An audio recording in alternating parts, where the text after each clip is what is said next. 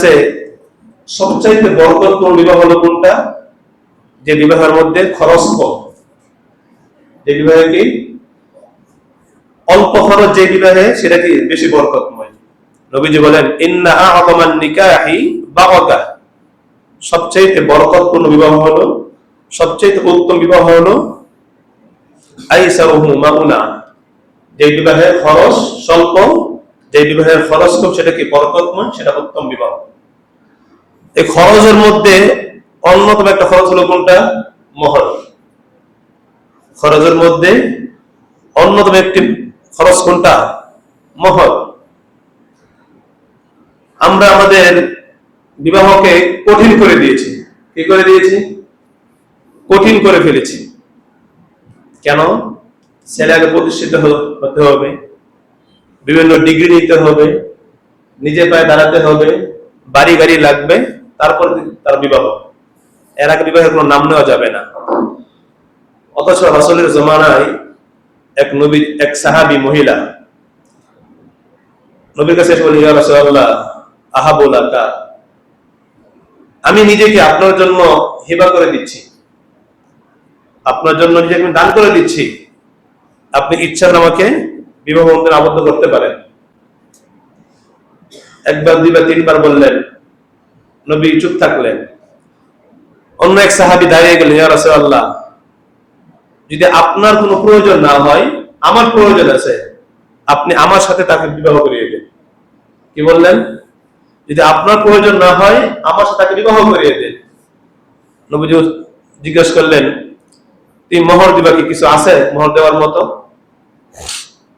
তো সে বললো, না, কিছু তো নাই। তো ঠিক আছে, বাড়িতে যাও। বাড়িতে গেলেন, কিছুই পেলেন না। ইয়া রাসূলুল্লাহ, কিছুই পাই নাই। নবীজি বললেন, ওয়ালা খাতামান মিন হাদিদিন, একটি লোহার আংটি আসেনি, লোহার যদি একটি লোহার আংটি থাকে সেটা নিয়ে আসো। সাহেব বললেন, ইয়া রাসূলুল্লাহ, এটাও নাই, লোহার আংটিও নাই। নবীজি বললেন, তার হলো না, তাহলে তার হলো না। ওই সাহাবী উঠে চলে গেলেন। আবার পিছন থেকে আল্লাহ নবী এক সাহাবীকে পাঠালেন, যাও তাকে ডেকে নিয়ে আসো।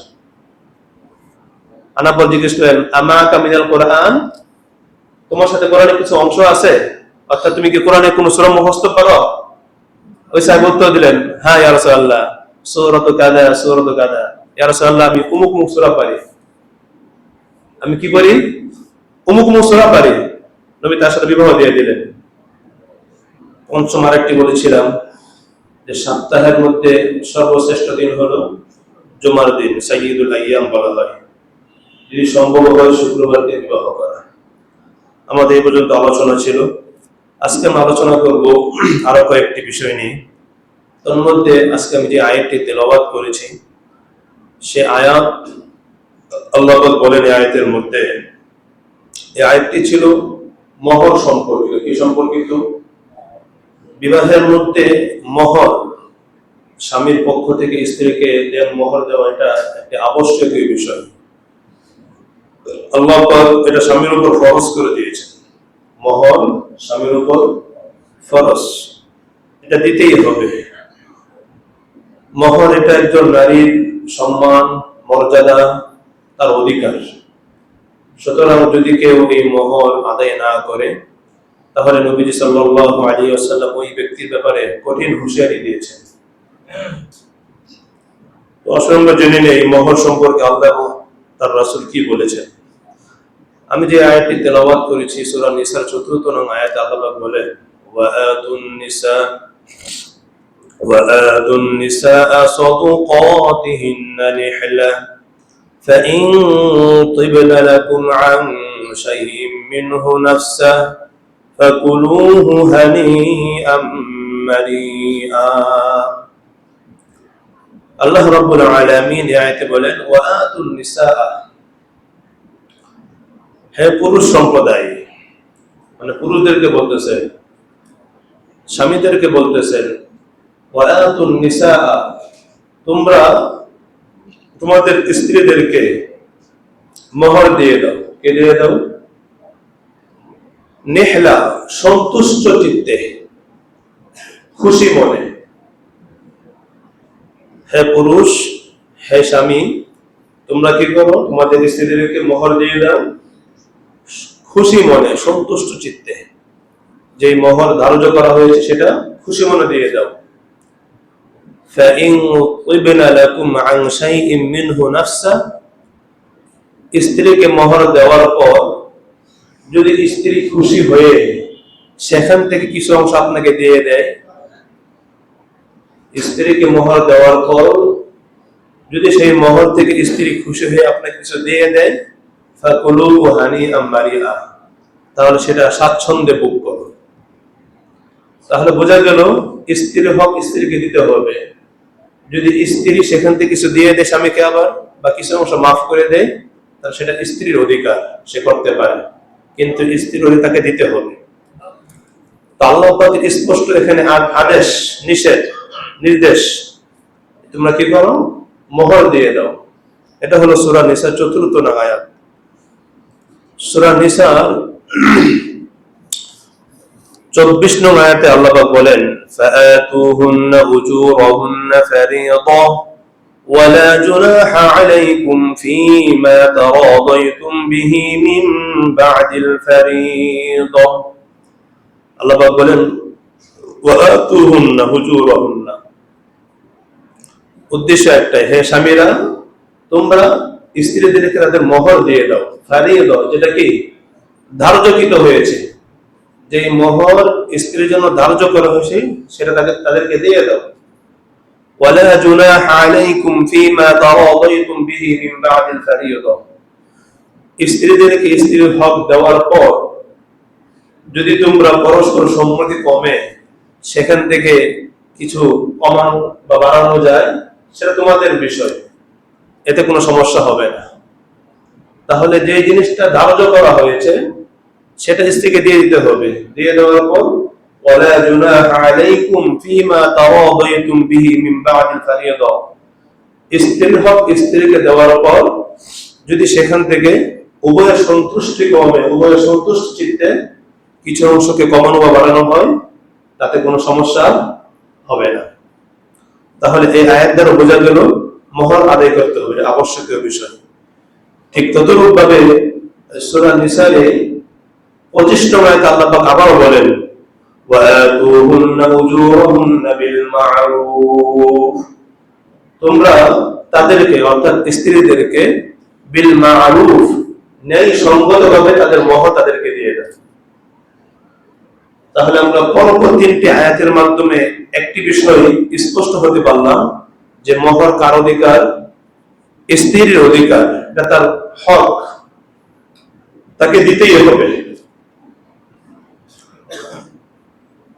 যদি কেউ কারো হক মেরে দেয়, যদি কেউ কারো হক মেরে দেয় এবং সে যদি এই অবস্থায় মৃত্যুবরণ করে, তার চাইতে হতভাগা, তার চাইতে কপাল পর আর কেউ নেই।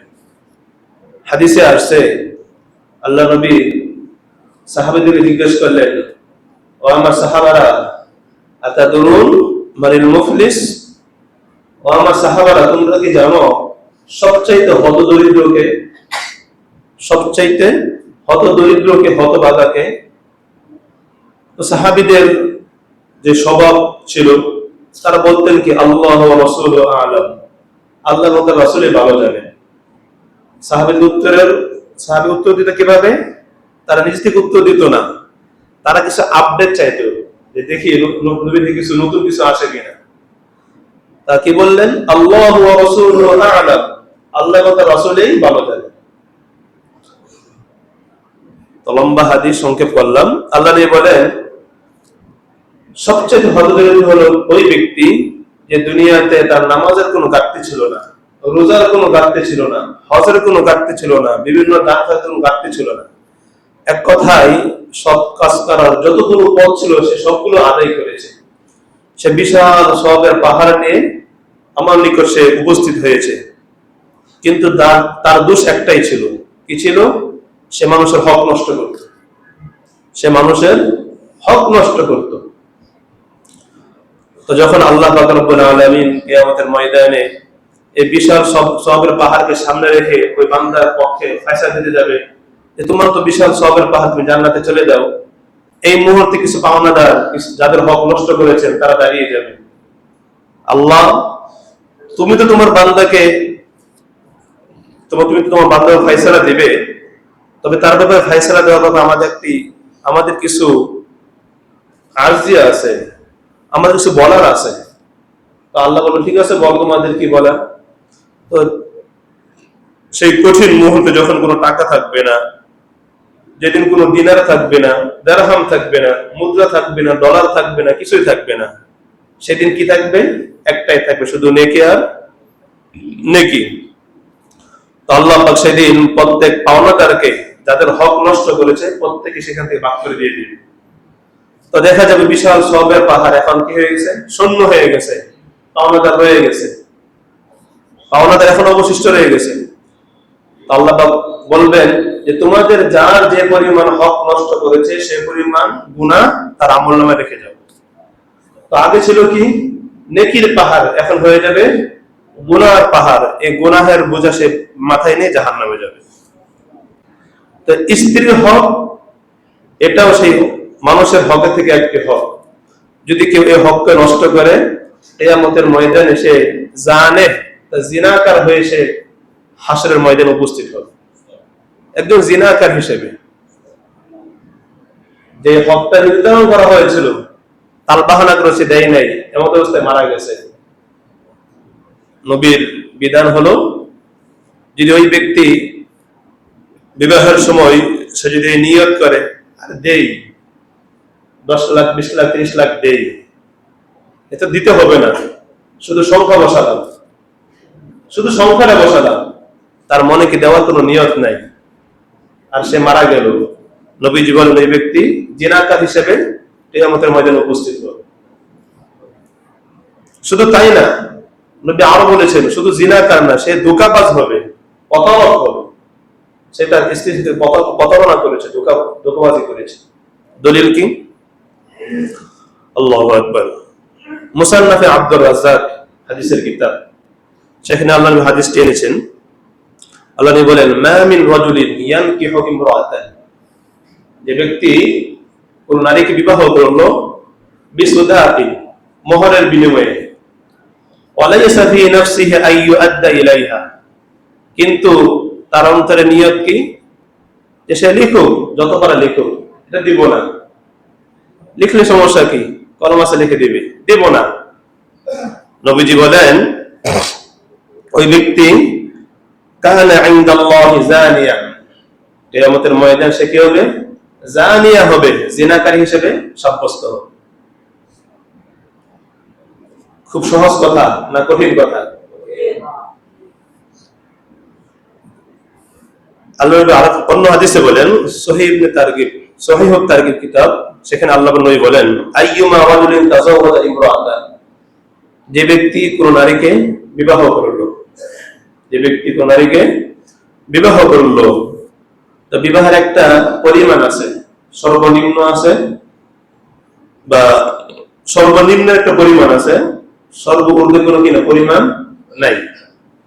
তো নবী বলেন আলা মা আকাল্লা মিনাল বাতি আও কাসরা, চাই সে সর্বনিম্ন মহর দিয়ে বিবাহ করুক অথবা বেশি দিয়ে করুক, সে যা দিয়ে করুক না কেন, লাইসা ফি নাফসিহি আন ইউআদ্দা ইলাইহা হাক্কাহা, তার মনে নিয়ত কি স্ত্রী যে হক তাকে সেই হক সে দিবে না। কি করবে না? স্ত্রীর হক সে মোহর দিবে না। আল্লাহ নবী বলেন এই অবস্থায় সে মারা গেল, এই অবস্থায় কি হলো? মারা গেল। সে কি করলো? খদা, স্ত্রীর সাথে সে খেয়ানত করলো, সে প্রতারণা করলো, ফামাতা, অত সে মারা গেল, ওয়ালাম ইউআদ্দা ইলাইহা হাক্কাহা, আর সে কি করলো? স্ত্রীর হককে আদায় করলো না।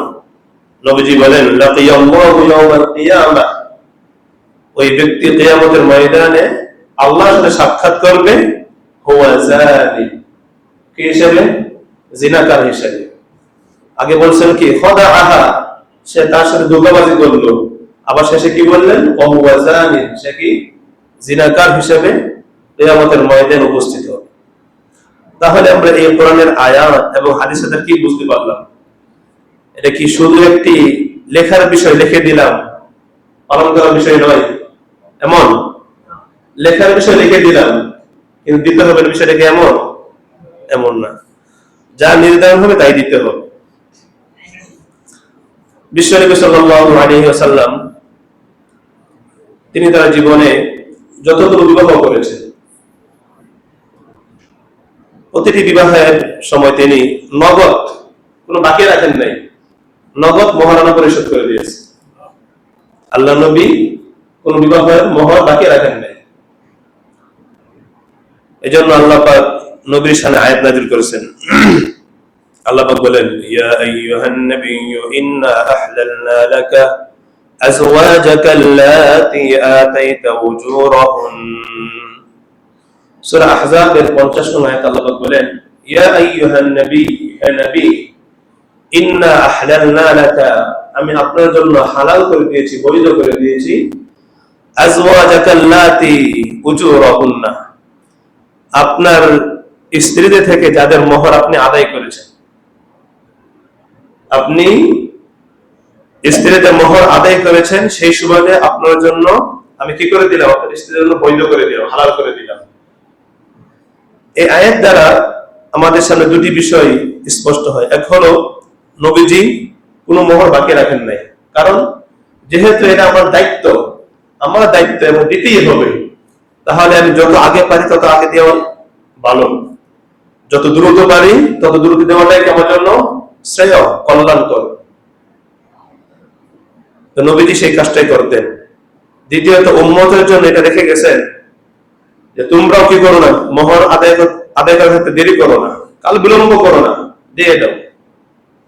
তৃতীয় আরেকটা বিষয়, যে মোহর ছাড়া স্ত্রী বৈধ হয় না। মোহর ছাড়া কি হয় না? স্ত্রী বৈধ হয় না।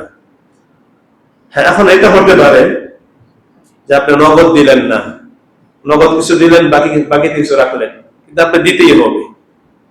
আপনি নগদ কিছু দিয়েছেন, বাকি কিছু রাখলেন, এখন সামর্থ্য নাই আপনি স্ত্রীর সঙ্গে কন্ট্যাক্ট করা যে তোমাকে আমি প্রতি মাসে বা অন্য একটা সময়ের মধ্যে তোমাকে দেয়া দিব, কিন্তু দিতে হবে। এটা আপনার দায়িত্ব, কর্তব্য।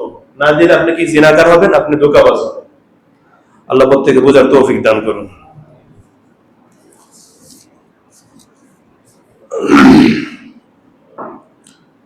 এখন একটি বিষয় হলো যে নবী যে মোহর দিয়েছেন, নবীজির মোহর, স্ত্রীদের মোহর কেমন ছিল? নবীজি যে মোহর দিয়েছেন সেই মোহরগুলো কেমন ছিল? আম্মাজান আয়েশা সিদ্দিকা রাদিয়াল্লাহু তাআলাকে জিজ্ঞাসা করলেন, হে আম্মাজান আয়েশা, আল্লাহ নবীর মোহর কেমন ছিল? তিনি কি পরিমাণ মোহর দিতেন? তো তিনি উত্তর দিলেন, সিনতাই আশারাতা উকিয়াতান ওয়া নাশান। সিনতাই আশারাতা উকিয়াতান ওয়া নাশান, যে নবীজির স্ত্রীদের ক্ষেত্রে নবীজির মোহর ছিল 12.5 উকিয়া, 12.5 উকিয়া এবং 1 নাস। 12 উকিয়া এবং কি 1 নাস, এর হিসাবটা বোঝাই। 1 উকিয়া পরিমাণ হলো 40 দিরহাম। কত দিরহাম? 40 দিরহাম। তাহলে 12 উকিয়া কত হয়? 480 দিরহাম। আর 1 নাসার পরিমাণ হলো 1 উকিয়ার অর্ধেক, 20 দিরহাম। 1 উকিয়ার অর্ধেক কি 20 দিরহাম।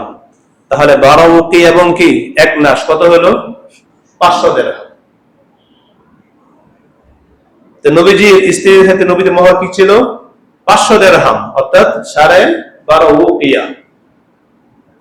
এখানে একটি বিষয় হলো, নবীজির কন্যা হযরত ফাতেমা রাদিয়াল্লাহু তাআলা আনহা, ঠিক না? আম্মাজান আয়েশা, এই কথা থেকে বোঝা যায় যে নবীজির স্ত্রীদের মোহর কি ছিল? 500 দিরহাম ছিল। আবার নবীজির কন্যা, তার মোহর ছিল কত? 500 দিরহাম। এখন আমরা অনেকে এটাকে বলে মোহরে ফাতেমি। কি বলি? মোহরে ফাতেমি। অথচ এই মোহরটা কার ছিল? নবীজির স্ত্রীদের ছিল। কার ছিল? নবীজির স্ত্রীদেরও ছিল। তাহলে শুধু এককভাবে এটাকে মোহরে ফাতেমি বলাটাও উচিত নয়, কারণ নবীর স্ত্রীদের মোহর কি ছিল? মোহরে এই 500 দিরহাম ছিল।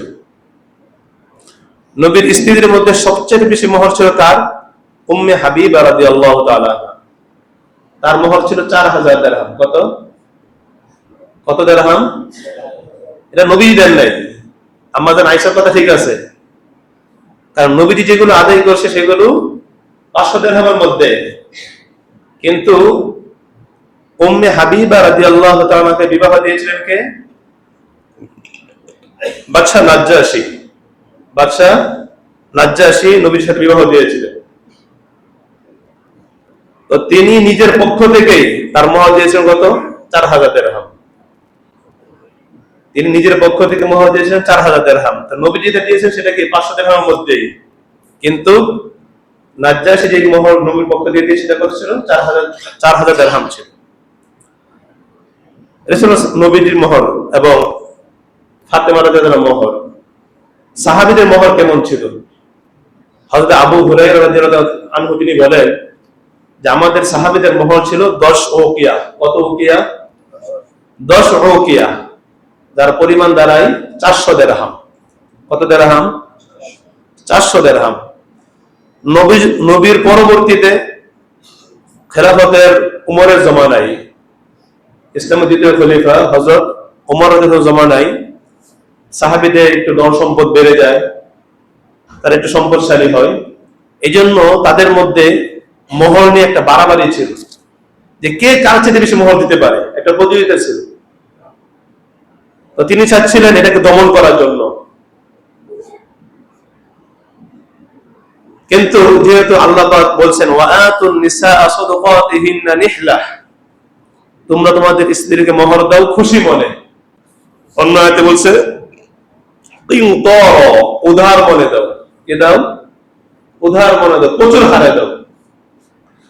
এই জন্য উমর রাদিয়াল্লাহু আনহু এটা দমাতে পারেন নাই। কিন্তু তিনি একথা বলেছেন যে সাবধান, লা তুগালু ফি সাদাকাতিন নিসা, যে তোমরা মোহরের ব্যাপারে বাড়াবাড়ি করো না। তার কারণ হলো فإنها لو كانت مكرمة في الدنيا أو تقوى عند الله, যদি অধিক পরিমাণে মোহর দেওয়াটা দুনিয়াবি কোনো সম্মানের কারণ হতো, খলিফা ওমর বলতেছেন যদি অধিক পরিমাণে মোহর দেওয়াটা দুনিয়াবি কোনো সম্মানের কারণ হতো, আও তাকওয়া ইনদাল্লাহ, অথবা আল্লাহর কাছে এটা তাকওয়ার বিষয় হতো, লাকানা আওলাকুম বিহা নবিয়ুল্লাহ সাল্লাল্লাহু আলাইহি ওয়াসাল্লাম, তাহলে তোমাদের আগে নবী নিজে তার স্ত্রী হাতে অধিক মোহর দিতেন, তার সন্তানদের হাতে অধিক মোহর দিতেন। তাহলে অধিকখানে মোহর দেওয়া, লেখা দিলাম না, এটা উচিত না। আপনি আপনার সামর্থ্য এটা দেন, কিন্তু সেটা দিতে হবে। হাদিসে আছে সবচাইতে বরকতপূর্ণ বিবাহ হলো কোনটা? যে বিবাহের মধ্যে খরচ কম, যে বিবাহে কি অল্প খরচ, যে বিবাহে সেটা কি বেশি বরকতময়। নবীজি বলেন ইন্না আ'যামান নিকাহি বারাকা, সবচাইতে বরকতপূর্ণ বিবাহ হলো, সবচাইতে উত্তম বিবাহ হলো আইসারুহু মাউনা, যে বিবাহের খরচ স্বল্প, যে বিবাহের খরচ কম, সেটা কি বরকতময়, সেটা উত্তম বিবাহ। এই খরচের মধ্যে অন্যতম একটা খরচ হলো কোনটা? মোহর। খরচের মধ্যে অন্যতম একটি খরচ কোনটা? মোহর। আমরা আমাদের বিবাহকে কঠিন করে দিয়েছি। কি করে দিয়েছি? কঠিন করে ফেলেছি। কেন? ছেলে আগে প্রতিষ্ঠিত হতে হবে, বিভিন্ন ডিগ্রি নিতে হবে, নিজে পায়ে দাঁড়াতে হবে, বাড়ি গাড়ি লাগবে, তারপর তার বিবাহ। এর আগে বিবাহের কোনো নাম নেওয়া যাবে না। অথচ রাসূলের জমানায় এক সাহাবী মহিলা নবীর কাছে এসে বললেন, ইয়া রাসূলুল্লাহ আহাবু লাকা, আমি নিজেকে আপনার জন্য হিবা করে দিচ্ছি, আপনার জন্য নিজেকে আমি দান করে দিচ্ছি, আপনি ইচ্ছা করে আমাকে বিবাহ বন্ধনে আবদ্ধ করতে পারেন। একবার, দুইবার, তিনবার বললেন, নবী চুপ থাকলেন। অন্য এক সাহাবী দাঁড়িয়ে গেলেন, ইয়া রাসূলুল্লাহ যদি আপনার কোনো প্রয়োজন না হয়, আমার প্রয়োজন আছে, আপনি আমার সাথে তাকে বিবাহ করিয়ে দেন। কি বললেন? যদি আপনার প্রয়োজন না হয় আমার সাথে তাকে বিবাহ করিয়ে দেন।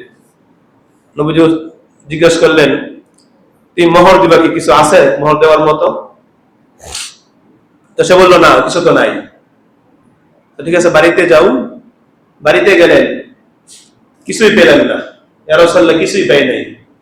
নবীজি বললেন, ওয়ালা খাতামান মিন হাদিদিন, একটি লোহার আংটি আছে, লোহার যদি একটি লোহার আংটি থাকে সেটা নিয়ে আসো। সাহেব বললেন, ইয়া রাসূলুল্লাহ, এটাও নাই, লোহার আংটিও নাই। নবী বললেন, তাহলে তার হলো না, তাহলে তার হলো না। ওই সাহাবী উঠে চলে গেলেন।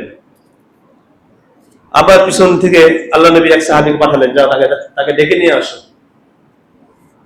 আনার পর জিজ্ঞেস করেন, আমাকা মিনাল কোরআন, তোমার সাথে কোরআনের কিছু অংশ আছে, অর্থাৎ তুমি কি কোরআনের কোন সূরা মুখস্থ পারো? ওই সাহেব উত্তর দিলেন, হ্যাঁ ইয়া রাসূলুল্লাহ, সূরাতু কাযা সূরাতু কাযা। ইয়া রাসূলুল্লাহ, আমি অমুক অমুক সূরা পারি। আমি কি করি? অমুক অমুক সূরা পারি। নবী তার সাথে বিবাহ দিয়ে দিলেন এবং বললেন, তুমি যেই সূরাগুলো পারো সেগুলো তুমি তাকে শিখিয়ে দিও। তুমি যে সূরাগুলো পারো সেগুলো তাকে শিখিয়ে দিও।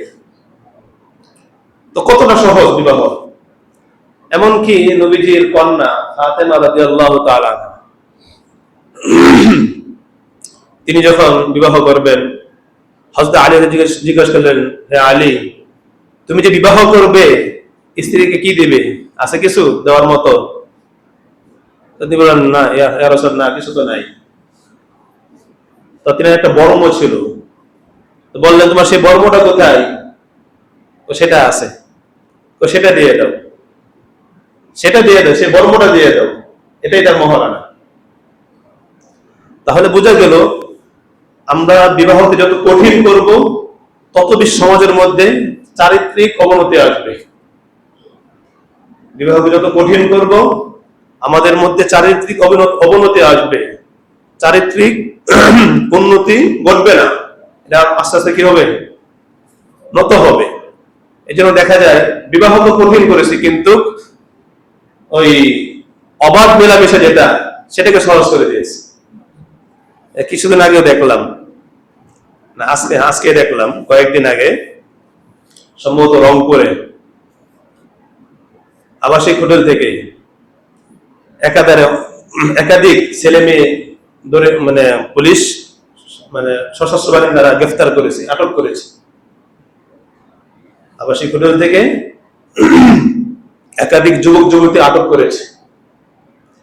এই যে আটক করেছে, কেন করেছে?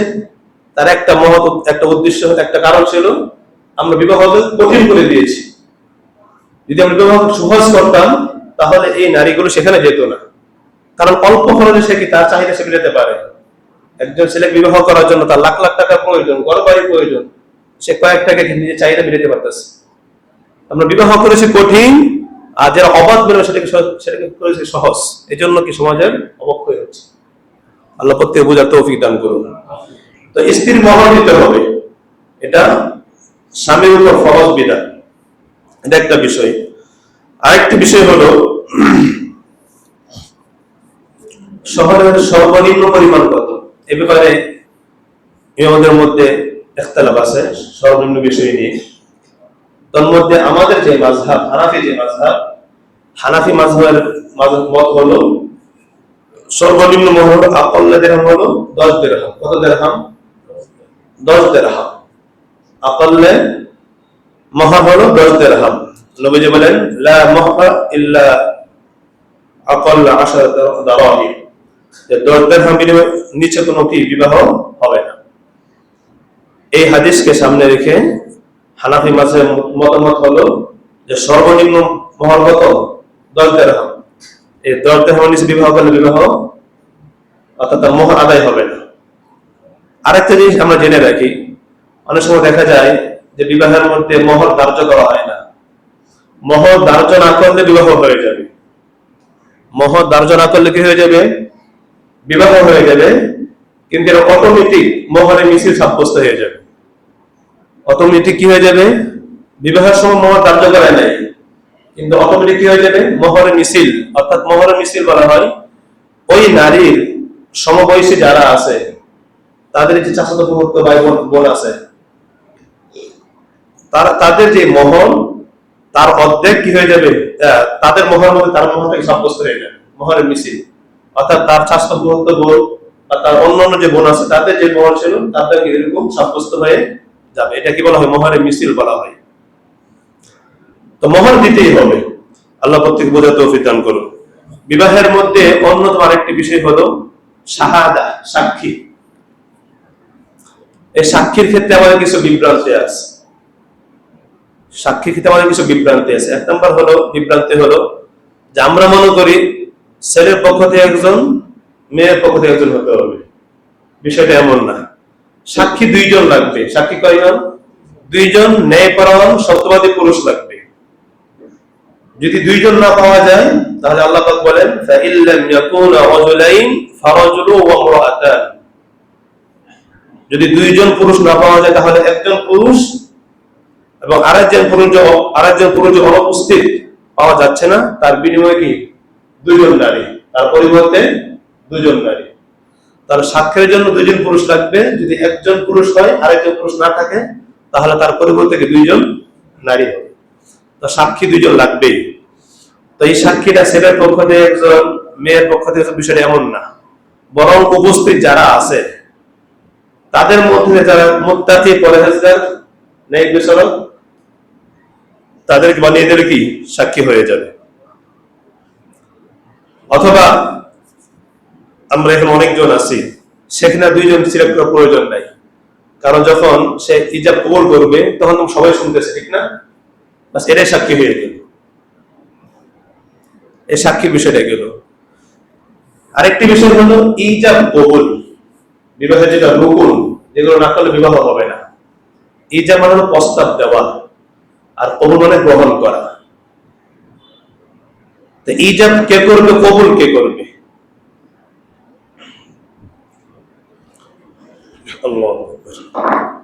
আমাদের মধ্যে একটা ভুল ধারণা হলো, সেটা হলো কি আমরা এই নারীর কাছে আমরা প্রস্তাব নিয়ে যাই, ইজাব নিয়ে যাই। মূলত নিয়ম হলো নারী ইজাব করবে। নারী কি করবে? নারীর পক্ষ থেকে ইজাব করা হবে, প্রস্তাব করা হবে। কাকে? ছেলেকে। ছেলে সেটাকে গ্রহণ করবে, ছেলে সেই প্রস্তাবকে গ্রহণ করবে। নারী ইজাব করবে, ছেলে কবুল করবে। এটা হলো সাধারণ নিয়ম। এটা কখন? যেটা মূল চুক্তির মধ্যে, আর এর আগে দেখাশোনা সেটা উপভোগ করতে পারে। কিন্তু যেটা ইজাব কবুল সেটা কি করবে? নারী করবে, ছেলে গ্রহণ করবে। আমাদের মধ্যে একটা ভুল প্রচলন, সেটা হলো যে আমরা ওই কাজীকে নিয়ে আরো দুজন সাক্ষী নিয়ে কার কাছে যাই? মেয়ের কাছে যাই। এটা ভুল পন্থা, এটা সঠিক না।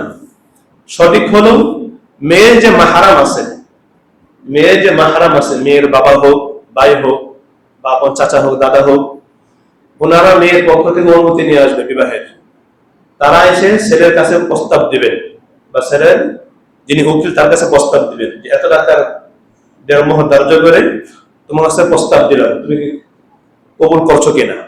দেখে করবে? মেয়ে করবে না, মেয়ের অভিভাবক করবে, মাহরাম পুরুষ করবে। ছেলে যদি রাজি হয় তখন সে কি বলবে? কবুল তো বলবে। ওই সে মেয়ের কাছে কাজে নিয়ে যাওয়া, দুজন সাক্ষী নেওয়া, মা কবুল বলো, বিষয়টা এমন না। আপনি হয়তো অনেকে দেখছেন যে বিবাহ মাহফিলে বিবাহ হয়, ইসলাম ময়দানে বিবাহ হয়, সেখানে কি মেয়ে নিয়ে আসে না কাজে নিয়ে মেয়ের কাছে যায়? ওই মেয়ের পক্ষ থেকে আসে, সেখানে বিবাহ করে দেওয়া হয়, ঠিক না? এমনটাই তো হয়। এটাই সঠিক নিয়ম। আল্লাহ বুঝা তৌফিক দান করুন। বিবাহের মধ্যে আরেকটি গুরুত্বপূর্ণ বিষয় হলো ওলিমা। কি করা? ওলিমা করা। এই বিষয়টা আমার মধ্যে একটা ভুল কথা আছে। শুধু ভুল কথা না, বরং এক ধরনের ডাকাতি বলা হয়। এক ধরনের ডাকাতি। যেখানে হবে বউভাত, আমরা সেখানে কি করি? বরযাত্রী বলি। কি বলি? বরযাত্রী। মূলত সুন্নাহ হলো যে বিবাহের পরে ছেলে বাসর করার পর সে নিজ উদ্যোগে, নিজের খরচে তারা যে আত্মীয় আছে, বন্ধু বান্ধব আছে, পাড়া প্রতিবেশী আছে, তাদেরকে দাওয়াত করে খাওয়াবে। কে খাওয়াবে? ছেলে খাওয়াবে, ছেলের পক্ষ থেকে। ছেলে পক্ষ থেকে অলিমা করবে, কিন্তু মেয়ের বাড়িতে গিয়ে 500 জন 1000 মেয়ের বাবাকে চাপিয়ে দেওয়া সম্পূর্ণ জুলুম, এটা অন্যায়, এটা কখনো শরীয়ত বৈধ করে না। হ্যাঁ, আপনি মেয়ে উঠিয়ে আনতে যাবেন, আপনার সাথে কয়জন যাবে, যদি আপনার মেয়ের পক্ষ থেকে তারা যদি স্বেচ্ছায় যে আমরা খাওয়াবো, সেটা ভিন্ন কথা। কিন্তু আপনি মেয়ের বাবাকে বলে দিলেন আমাদের পক্ষ থেকে 500 জন আর 1000 জন আসবে, এটা কি সম্পূর্ণ অন্যায়, জুলুম, এটা করা যাবে না। তো অলিমা জিনিসটা কি, যে ছেলে বাসর করার পর পরের দিন বা তার সুযোগ মতো এক সময় সে তার আত্মীয়কে সে খাওয়াবে, প্রতিবেশীকে খাওয়াবে, এটা হলো অলিমা। হযরত আব্দুর রহমান ইবনে আউফ রাদিয়াল্লাহু তাআলা আনহু তিনি নবীর দরবারে আসলেন। তো নবীজি দরবারে আসার পর নবী দেখতে পেলেন তার গায়ে বা কাপড়ের মধ্যে কিছু হলুদ লেগে আছে, কিছু হলুদের চিহ্ন দেখতে পেলেন। তো নবীজি প্রশ্ন করলেন, মা হাদা, হে আব্দুর রহমান, কি ব্যাপার, কি ব্যাপারটা কি, তোমার গায়ে হলুদের চিহ্ন, তোমার গায়ে রং দেখতে পাচ্ছি। তো তিনি বললেন, ইয়া রাসূলুল্লাহ, ইন্নী তাযাওয়াজতু ইমরাআতান, আমি একজন নারীকে বিবাহ করেছি, আলা ওয়াজনি নাওয়াতি মিন যাহাবিন, একটি খেজুরের আটির দানা পরিমাণ স্বর্ণ দিয়ে। আমি একজন নারীকে বিবাহ করেছি একটি খেজুরের আটির দানা পরিমাণ কি স্বর্ণ দিয়ে। তো নবী দোয়া করে দিলেন, বারাকাল্লাহু লাক, আল্লাহ পাক তোমার বিবাহের মধ্যে বরকত দান করুন। এবং শেষে এটা বলে দিলেন, আউলিম ওয়ালাউ বিশায়াতিন, হে আব্দুর রহমান, তুমি অলিমা করো, যদি কি হয় একটি ছাগল দ্বারা, যদি একটি ছাগল দ্বারা হয় অলিমা করো। নবীজি নিজে অলিমা করেছেন, নবীজি নিজেও যতগুলো বিবাহ করেছেন প্রতিটি বিবাহ অলিমা করেছে নবীজির সামর্থ্য অনুযায়ী। কখনো করেছেন ছাতু দিয়ে, শুধু ছাতু দিয়ে, কখনো করেছেন পনির দিয়ে, আবার কখনো তিনি রুটি গোস্ত দিয়ে করেছেন, সামর্থ্য অনুযায়ী। এমন না আমার বড় বড় গরু কোরবানি করতে হবে বা বড় কিছু করতে, বিষয় না, আপনার যে সামর্থ্য আছে আপনি কিন্তু সামর্থ্য নেই অলিমা করেন। তো অলিমা সুন্নাহ, আবার নবীজি কঠিন কথা বলছেন, যে অলিমা সুন্নাহ সেই অলিমাকে আল্লাহ নবী বলছেন শাররুত তাআম, সবচেয়ে নিকৃষ্ট খাবার। বিষয়টা খেয়াল করেন, অলিমা করা সুন্নাহ, যে বিষয়টা সুন্নাহ সবের কাজ, আল্লাহ তো ওই খাবারটাকে কি বলছেন, শাররুত তাআম, সবচেয়ে নিকৃষ্ট খাবার। কেন বললেন? তার কারণ হলো আমাদের সমাজের মধ্যে বিষয়টা এমন হয়ে দাঁড়িয়েছে যে আমরা বেছে বেছে দাওয়াত দিই, কার টাকা আছে, কে এলাকার গণ্যমান্য ব্যক্তি, সম্পদশালী, আমরা তাকে দাওয়াত দিই, যারা গরিব অসহায় দরিদ্র তাদেরকে দাওয়াত দিই না। আল্লাহ নবী বলেন, শাররুত তাআমি তাআমুল ওলিমা, ওই ওলিমার ওই খাবারটা নিকৃষ্ট খাবার। ইউদআ লাহুল আগনিয়া, যে খাবারের জন্য যারা আগনিয়া, ধনী, সম্পদশালী, তাদেরকে ডাকা হয়, তাদেরকে আহ্বান করা হয়, ইনভাইট করা হয়। ওয়াইদুল ফুকারা, আর যারা ফকির, হতদরিদ্র, মিসকিন, তাদেরকে সেখানে দাওয়াত দেওয়া হয় না। অন্য হাদিসে বলেন যে শাররুত তাআমি তাআমুল ওয়ালিমা, সর্বনিকৃষ্ট খাবার হলো ওই ওলিমা খাবার। ইউমনাউহা মাইয়াতিহা, যেই দাওয়াতের মধ্যে, যে ওলিমার মধ্যে যারা আসতে চায় তাদেরকে বারণ করে। ওয়ায়ুদআ ইলাইহা মাইয়াবা, আর যারা আসতে চায় না তাদেরকে ডাকে। এর ব্যাখ্যা কি? ব্যাখ্যা হলো, যারা দরিদ্র, হতদরিদ্র, তারা কিন্তু আসতে চায়, তারা চায় ভালো কিছু খাইতে, তাদেরকে ডাকা হয় না, তাদের নিষেধ করা হয়। আর যারা সম্পদশালী, ধনী, তারা তো আপনার অলিমার মতো খাবার প্রতিনিয়ত খেতে আছে, তারা এই ভালো ভালো মন্দ সে সবসময় খেতে, মানে খাচ্ছে, অহরহ খাচ্ছে, সে দিনে খাচ্ছে, সপ্তাহে খাচ্ছে, মাসে খাচ্ছে, বছরে খাচ্ছে। কিন্তু এই দরিদ্র তাদের মধ্যে এমন গেছে, দিনও তো পাই না, সপ্তাহ, বছর, মাস, জীবনেও পাই না।